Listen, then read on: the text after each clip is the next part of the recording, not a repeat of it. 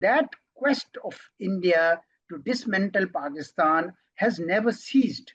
Pakistan will never give up its political and moral support to the Kashmiris. Absolutely miscalculation, misperception of their, present profile. It is not. It is an act of demonstrating confidence in the ability of Pakistan armed forces to provide not only security for Saudi Arabia but for the whole region. So, and I have been a great admirer of Bangla intellect.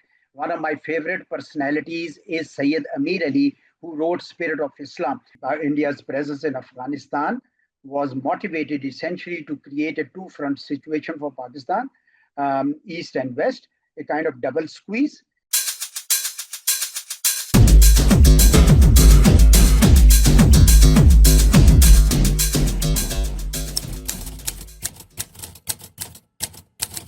Assalamu alaikum viewers, Pak-Bangla Connect. This is Sadia Sattar, and I'm very happy and glad that today we have with us somebody very exceptional. You must have been seeing him on multiple channels. He's one of the most known diplomatic faces of Pakistan who served in the US as an ambassador of Pakistan. So we are here for today for this amazing book that Sir just wrote. And that book is Pakistan India Relations Fractured Past, Uncertain Future. So, past is fractured for sure. Why is future uncertain? We are going to ask Mr. Azaz Ahmed Chaudhary. Assalamu alaikum, sir. Good morning and thank you. Thank you very much, Sadia, for having me on your program. Thank you, sir. Sir, talking about the book straightforwardly, both nations, Pakistan and India, share centuries of civilizational ties. Why has New Delhi chosen mistrust over coexistence since the inception of Pakistan? It is indeed sad that two countries which were born out of British India and which had civilizational connect started off on a very high note of mistrust. In fact, what happened before 1947 had a lot to do with what happened after 1947. As you know, the Indian leadership of the time resisted the creation of Pakistan till the very end. And when Pakistan had been created, they made every effort possible to dismantle Pakistan. So, Pakistan's share of finances, Pakistan's share of military stores, everything was denied. Even the waters were, stopped, though for 1 month only. But the message was loud and clear. And Pakistan, survived. Pakistan managed not only to survive, but thrive. The point is that quest of India to dismantle Pakistan has never ceased. In fact, India and Indian leaders have now tried to, pursue regional dominance in the entire South Asia, affecting not only Pakistan, but other countries like Bangladesh and others have also been affected by this quest because India wants to be the kind of hegemon in South Asia, which, no sovereign country is ready to accept. And that has been the source of irritation between Pakistan and India. But I would say between all other countries of South Asia and India, had India chosen the path of taking everybody along, South Asia would have been one economically and socially integrated region. But that's not the path India had chosen. In fact, even now, that continues. And that's why the two countries have failed to achieve peaceful coexistence. And that is a sad reality, but it is what it is. Right, it is what it is. And India being a bigger country, claiming to be the biggest democracy, the onus lies on India. Whenever you intrude, intervene, or impose, then definitely these are the results. You've written about Sir Syed's foresight for Muslim rights. Why does India still fear that idea in the 21st century? It all actually started with Sir Syed Ahmed Khan because He was the man who came at a time when the British were consolidating their rule over India. And he felt, I mean, Sir Syed felt uh, that if the British impose their majoritarian democracy, then the Muslims, being minority, will be left behind and will always be subservient. His second message was that Muslims must open up to new realities, to modern science, to English language, to worldly knowledge, because he felt that if they did not, they would be left behind. Now that idea was then carried forward by the likes of Sayyid Amir Ali, Allama Iqbal, and finally it culminated in what is called Pakistan, and that credit goes to Qaeda Azam Muhammad Ali Jinnah. So this two-nation theory was not just about Muslims being regarded as a nation within Indian subcontinent, but the Hindus also had started the same phenomena. In 1915, Hindu Mahasabha was created. In 1922, Sarwarkar, came up with this idea of a Hindutva state or Hindutva philosophy. He, in fact, wrote a book which was published the next year, the following year in 1923, Who is a Hindu? And to him, Hindu is the one whose fatherland and holy land was in India. So that excluded Muslims and Christians. Then came RSS in 1925. These people got a setback when one of their zealots, he killed Mahatma Gandhi in 1948. And then we saw that they were subdued only to come back after the demolition of Babri Masjid in 1992. And then you saw BJP rise. And ever since Prime Minister Modi has come into power, Hindutva is in the forefront of Indian politics. And he wants to create a Hindu Rashtra or a Hindu nation. So in a way, he has vindicated the two-nation theory. But as that I said, I have no problem with whatever they want to make India, whether they want to make it a Hindu state or not.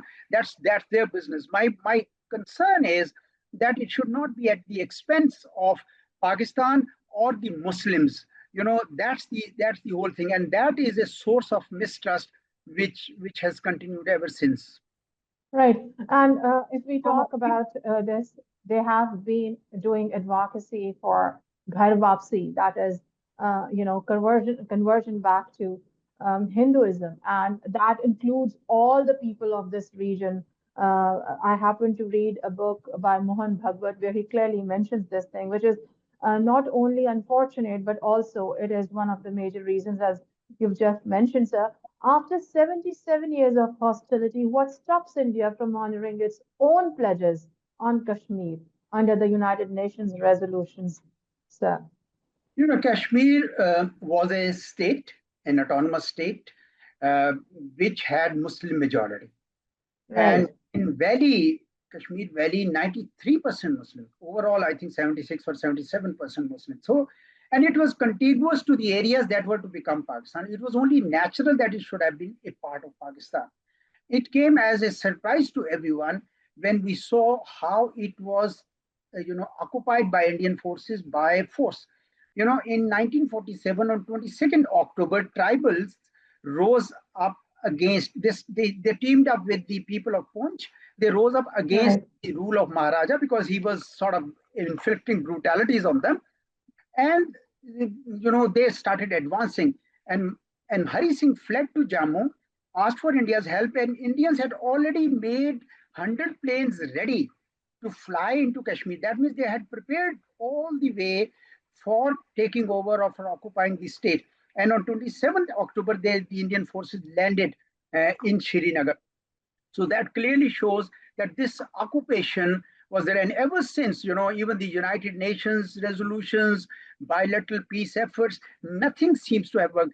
In fact, what strikes me was the conclusion that Owen Dixon, he was the head of the UN Commission for India and Pakistan. He reached the conclusion that India is never going to give up the militarization of Jammu and Kashmir. So that says it all. But as you know, the people of Jammu and Kashmir have really struggled hard because and their flame for independence and freedom has never actually died down. People of Jammu and Kashmir want to join Pakistan.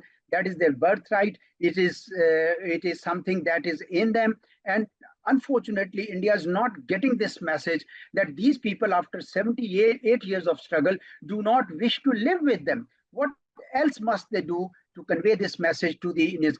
And ever since Prime Minister Modi has abrogated the statehood, even the pro-India Kashmiris are now very, very upset. And therefore, I believe that this Pakistan will never give up its political and moral support to the Kashmiris because that is principled, that is right, and it is rooted in the inherent right of the Kashmiris for self-determination.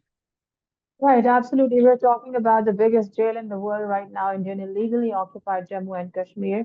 And of course, after abrogation of Article 370, things have changed, but not positively. Rather, propaganda increased because they're using every social media tool to create a picture in front of the world which is untrue, unreal, and just trying to make an image. And we're going to discuss that also. But before that, sir, how do you respond to those in India who argue that history since 1947 has overtaken the question of Kashmiri self-determination?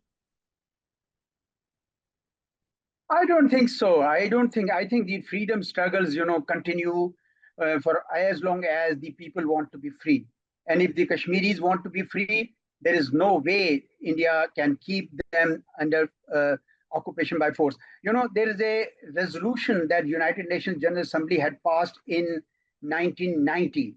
I had somewhere its number, and that resolution said that India, if I have, yeah, it is 45 by 130, and para 2 of that resolution says that the occupied people, the people under occupation, had every right to wage struggle against the occupation by, and I am quoting unquoting, by all available means, including armed struggle.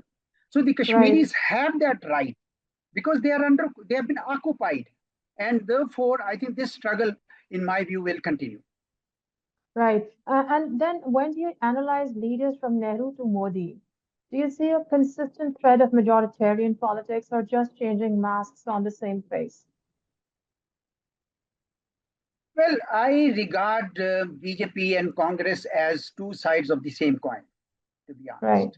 honest. I believe that both wanted India's hegemony over South Asia, and both have never truly accepted the creation of Pakistan. They regard Pakistan as an artificial state.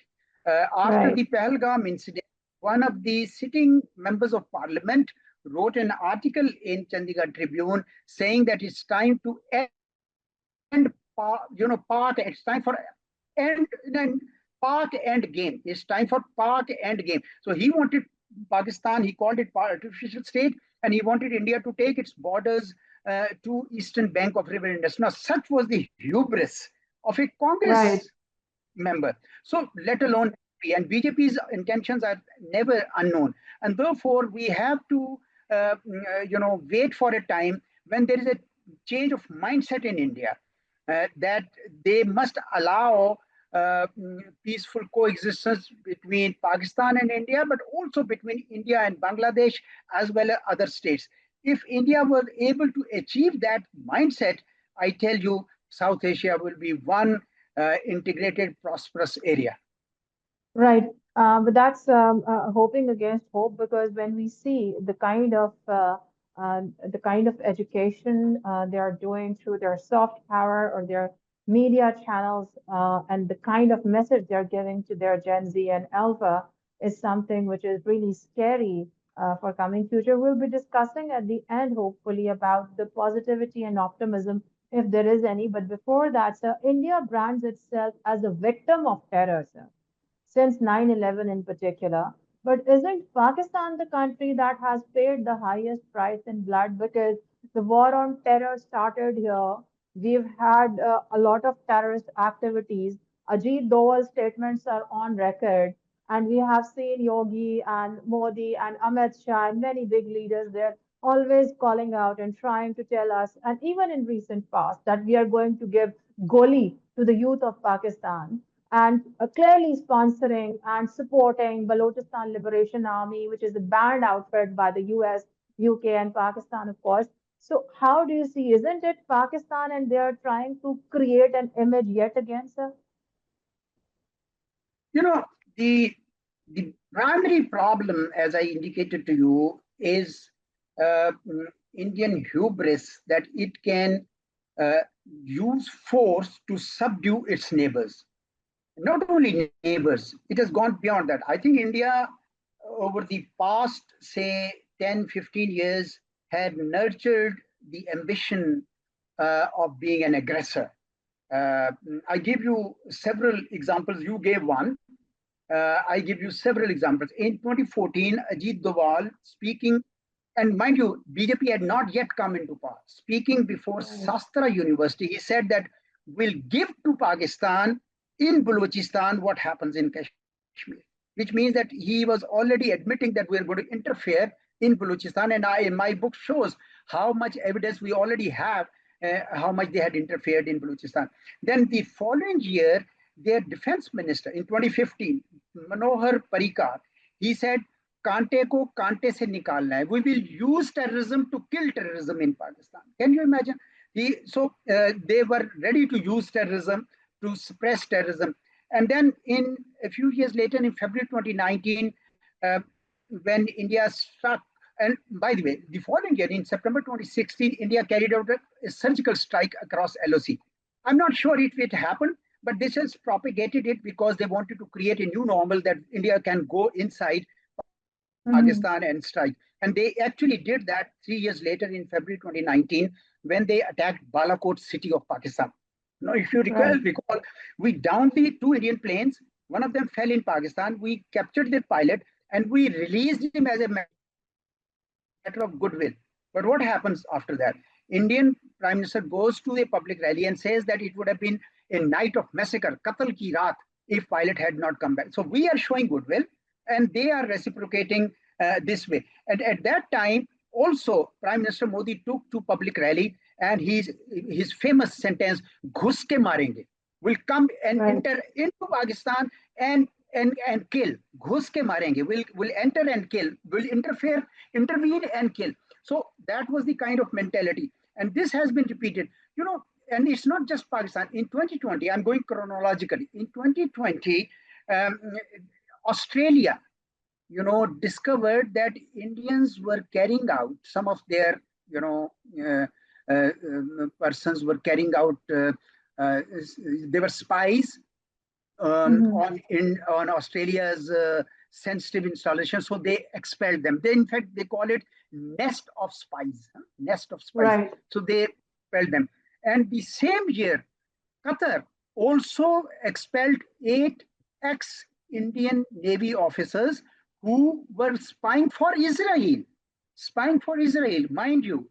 Yeah. And therefore, Qatar first gave them death sentence, and then came Modi's request, so they expelled them.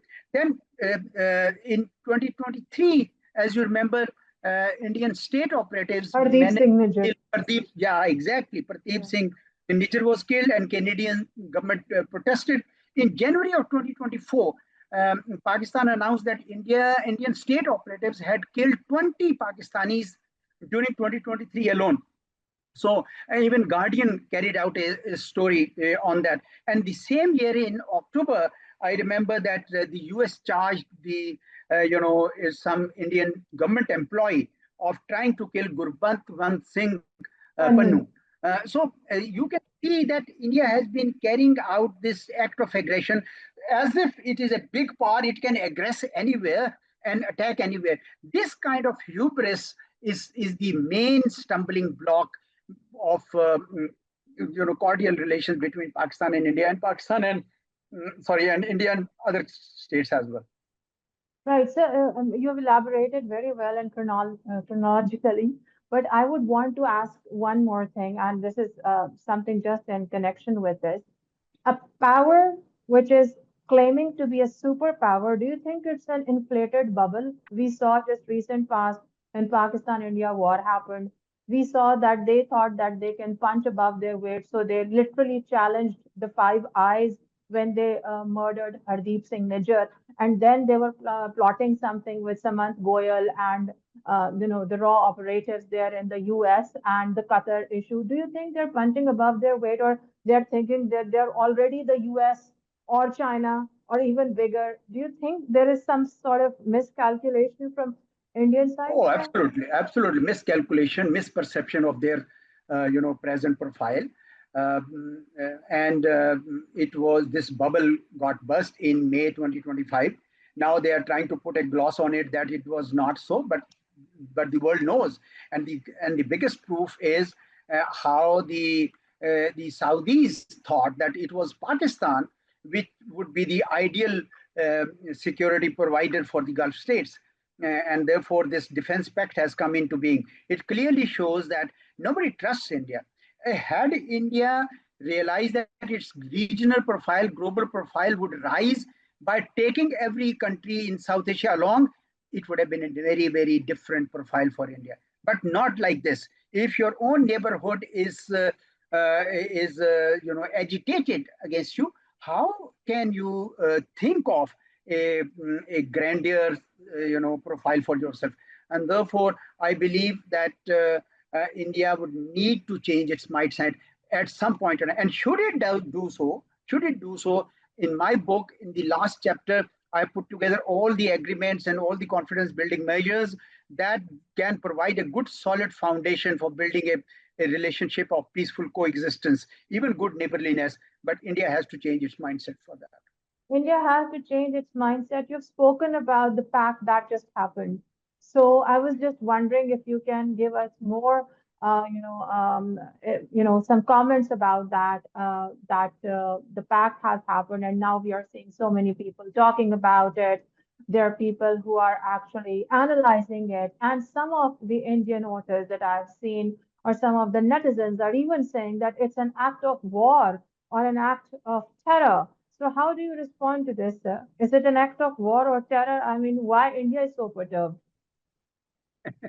It is not. It is an act of demonstrating confidence in the ability of Pakistan armed forces to provide not only security for Saudi Arabia, but for the whole region.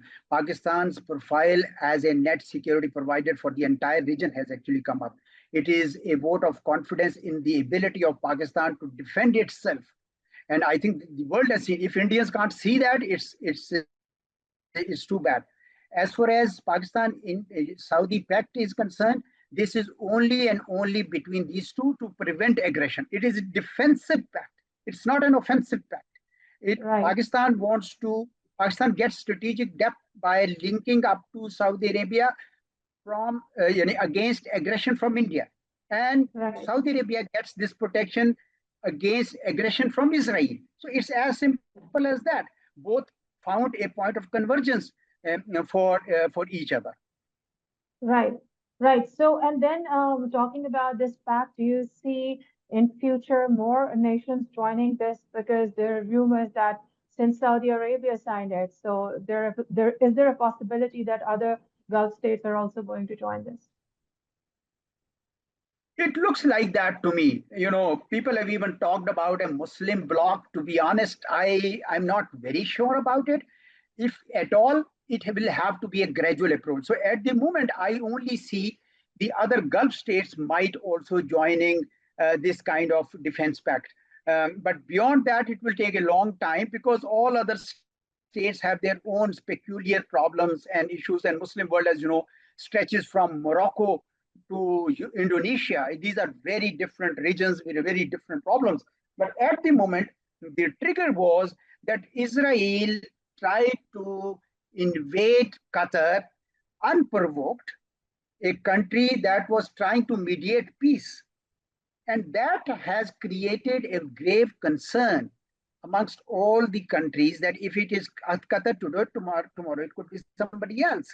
And then on top of that, Mr. Netanyahu keeps taking out from his pocket a map which impinges on the sovereignty and territorial integrity of so many states, including a part of Saudi Arabia.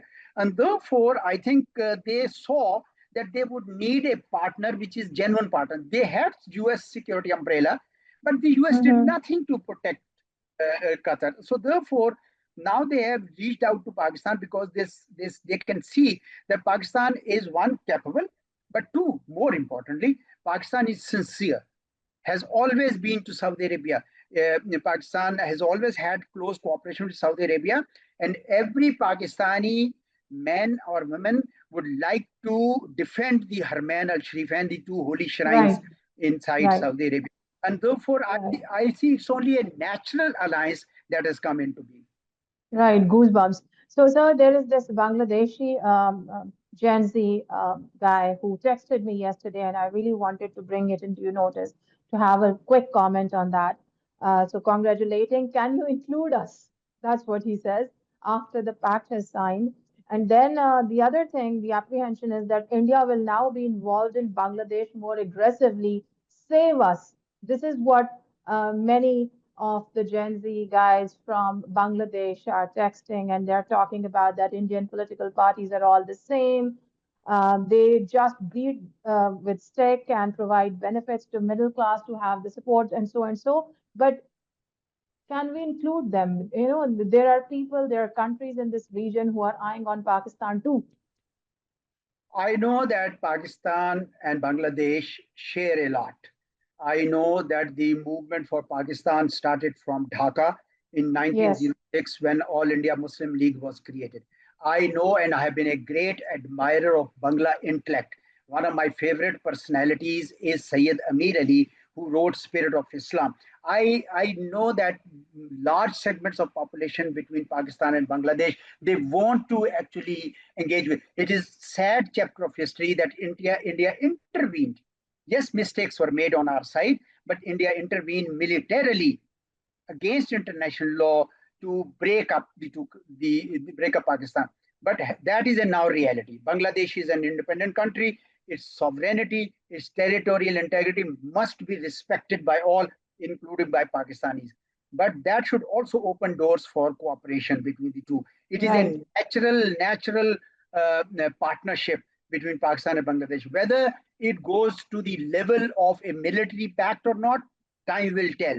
But I think we should start with cultural areas and we should Mhm. start with the economic areas. If economic cooperation and cultural cooperation increases, it can Mhm. provide that good, solid foundation for some kind of military pact too. But let's see, time will tell us. But I think the sentiment is very, very positive.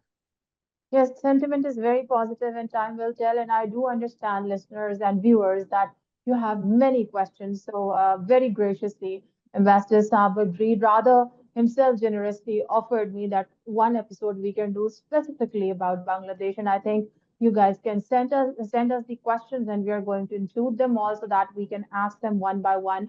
And we can get to have the perspective from a Pakistani former diplomat who's been to multiple countries and who knows the history and who's And, been and through. I have been to Bangladesh as recently, I mean, previously also, but as recently as when Sheikh Hasina was in power. And, and after she had been ousted from power, I was there. Right. So I've seen firsthand the difference, the kind of sentiment for freedom that Bangladeshi people, it filled me with great sense of pride that these are the people who love freedom and here they are, they were able to achieve that. Right, and it's very hilarious coming from certain Indian accounts when they are intruding and intervening, saying that they are being suppressed or there is some sort of, malicious thing that happened in Bangladesh through Pakistan, and they are not realizing that what you were having jubilation about some 54 years ago, that you somehow thought that they got independence. Now, when they're really independent and they want to choose their own leader, then also you have a problem. So wonder what kind of sentiment that is from Indian side. But then moving on further, sir, in your book you highlight India's role in Afghanistan. We've spoken about Bangladesh just briefly. Afghanistan, was that strategy about peace or about keeping Pakistan perpetually insecure? Of course, it was to keep Pakistan destabilized. India's presence in Afghanistan was motivated essentially to create a two-front situation for Pakistan, east and west, a kind of double squeeze, and we knew it, and therefore Pakistan was able to, withstand that. Even today, we don't know if Indians might be trying or will try again, but they should know that it is a very different Pakistan. It is a Pakistan which can defend itself. It's a Pakistan which will not be easily subdued by through India's interference in Afghanistan. It will be better if the people of Afghanistan takes the benefit of India's developmental assistance and other things rather than use of their territory against a third country. Right. Thank you, sir. And then talking about the Lahore-Agra in 2004 composite dialogues, they all collapsed. Were these failures of trust or deliberate sabotage for vested interests? I think it was the same. I have given examples in my book how right through the process, when the peace process was flourishing from 2004 to 2008, saffron terrorism was full blast on. And I've given the examples of Samjhota Express, Makki Right. Masjid attack, the Ajmer Sharif Dargah attack, Maligaon attacks, and all these were, happening while the peace process was going on. So clearly, there was a large segment of Indian population, particularly the Hindutva brigade, which did not want to see peace. So yes, there were vested interests which did not want to see peace. Even Mumbai, there are so many unanswered questions. India has used Mumbai to whip Pakistan so much, but actually there are so many unanswered questions, and books have been written. The book like Who Killed Karkare, the book like The Betrayal of India by Elias Davidson. Questions have been raised. How come these people were firing for 3 days without any reinforcement? How come a boat passed through these waters and reached there? So there are questions. What are the internal, complement? And then India never cooperated with Pakistan for the investigation. If you recall, we offered to send judicial commission. 3.5 years after the incident, they were permitted to go, and they were presented only 2 witnesses to be examined. So how would Pakistan's trial? Pakistan lodged an FIR. Pakistan started a trial, and still, cooperation was not there. Yes, there were vested interests in India which did not want to see peace between Pakistan and India. Actually, probably, sir, of course, you can correct me here. The vested interest to have a Khand Bharat and by hook or crook, to present Pakistan as a terrorist state and this state and that state, and then try to get the world in their favor, which I think hats off to diplomats like you and your fraternity that they've done a spectacular job, especially after this May Pakistan-India war that India lost on diplomatic front, and such awesome thing that has been done by the Ministry of Foreign Affairs of Pakistan, because great deeds. Yeah. Let me just make one point here, because you alluded to it. After 9/11, India saw the international environment changing against terrorism. So they started projecting Kashmiri struggle as Pakistan-sponsored terrorism. And after that, they kept on pestering the idea of cross-border terrorism, so much so that the world started believing them up to a point. And I have shown in my book how most of the terrorist incidents that took place in India, and I have examined some of them, were actually where the internal hands were involved. And whereas the actual findings took many years to come out, but the damage was done to Pakistan's good name because they were blamed on Pakistan. So this knee-jerk reaction has been continued, and it is only Pahalgam which exposed India's lies, because nobody, could tell them, yes, you were right. Nobody.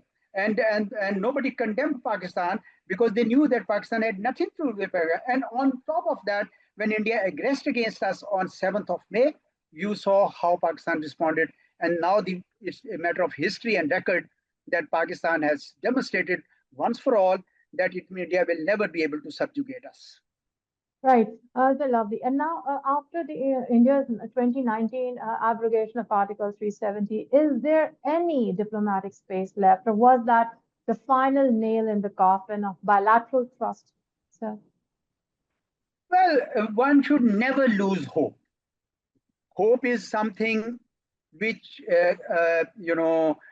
as one of our stalwarts said, quoting, somebody, that hope is the far end of revenge. So Pakistan has always remained open to peace. It is a matter of record. In no political party of Pakistan has in its constitution, anything but friendship with India. Whereas in India, every political party uses Pakistan as a bogey to win elections. It is a matter of record. Mm, Look at any election campaign, and you will see that, particularly BJP, that Pakistan bashing is what gets them the vote. So that tells you all who stands for peace and who doesn't stand for peace. So Pakistan stands for hope, for peace, peaceful coexistence, and if we are lucky, friendly, good neighborliness. So let's keep investing in hope, and that's why my last chapter is about that, because we cannot give up hope of peaceful coexistence with India, in fact with all our neighbors. right. That's absolutely a very, very positive and optimistic last chapter, as Ambassador Saab just mentioned, that we still have this hope against hope. And I think from our platform, not only the youth of Bangladesh or Pakistan, whoever is listening to us and viewing us, need to understand, even the Indian Gen Z, is it hate what you are going to buy from the government? Is it a constant cycle of hating Pakistanis, Bangladeshis, Sri Lankans, Nepalese, Maldivians just because they chose a different way or a different path, or they want to safeguard their sovereignty?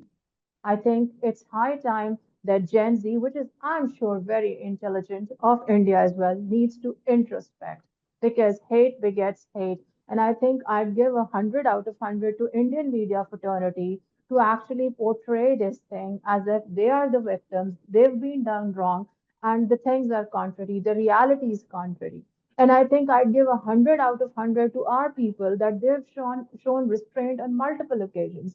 When you misfire a missile here in Pakistan, we showed restraint. When you tried 2019 Swift retort, I think escalation didn't happen because of Pakistan. And same goes for 2025.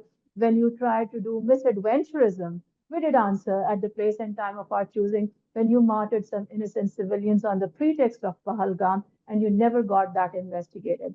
Hats off to the diplomatic front of Pakistan, to the military, to the Air Force, to all the people who were involved in it. And we would like to thank, of course, the diplomatic front more, because the image that India was trying to create by sending a group of people like Shashi Tharoor and people with impeccable English, probably they thought that some flowery language is going to save them from the lies, or maybe they can create some impact.